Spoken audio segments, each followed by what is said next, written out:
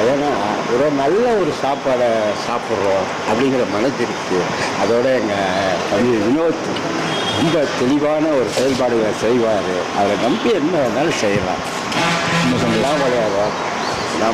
சாப்பாடு எப்படி இருக்கு சாமி? அருமையாக இருக்கு ஐயா. சரி சார். இந்த சாப்பாடுக்கு ஏங்கி கிடந்தோம் ஐயா. இங்கேருந்து 2 கிலோமீட்டர் போக வேண்டியது இருந்துச்சு. சரிங்க சாமி. அந்த குறையை தீர்த்து வச்சிங்க. வண்டியில் வந்து கொடுத்தீங்க நீங்கள். சரிங்க சாமி. இப்போ அதுவும் வேணும். நீங்கள் வந்து உட்காந்து சாப்பிட்டுட்டு போங்க. அது 10மோ 10ஆதோ இந்த மன குறைபாடு உங்கள்கிட்ட இருந்திருக்கும் இல்லையா? கண்டிப்பாக இருந்துச்சு.